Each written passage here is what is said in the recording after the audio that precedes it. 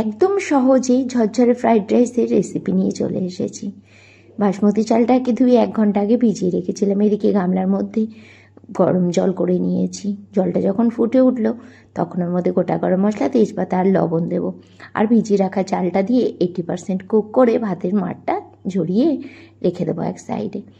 এবার সাদা তেল গরম করে এর মধ্যে গাজর, বিনস, ক্যাপসিকাম দিয়ে দিলাম। দিয়ে বেশ কিছুক্ষণ ভেজে নিলাম অল্প একটু লবণ দিয়ে। আর কাজু কিশমিশটাও দিয়ে এর সাথে ভালো করে ভেজে নিলাম।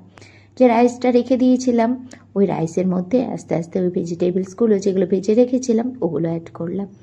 আর দিয়ে দিলাম বেশ কিছুটা চিনি। আর দেব ঘি আর অল্প একটু গোলাপ জল, কারণ আমার ফ্রাইড রাইসে গোলাপ জলের ফ্লেভারটা খুব ভালো লাগে। আর আমার বাড়িতে এই সবজিগুলোই ছিল, এইগুলোই আমি অ্যাড করেছি। তোমাদের ঘরে যদি ফুলকপি, মটরশুঁটি এগুলো থাকে তাহলে এগুলোও অ্যাড করতে পারো। এইভাবে ফ্রাইড রাইস রান্না করে খেয়ে দেখো, খুব ভালো লাগে। সব কিছু অ্যাড করা হয়ে গেছে। এবার রাইসটাকে খুব ভালো করে ভেজিটেবলসগুলোর সাথে মিশিয়ে ঢাকা চাপা দিয়ে বেশ কিছুক্ষণ রেখে দিলেই তৈরি হয়ে যাবে ঝরঝরে ফ্রাইড রাইস।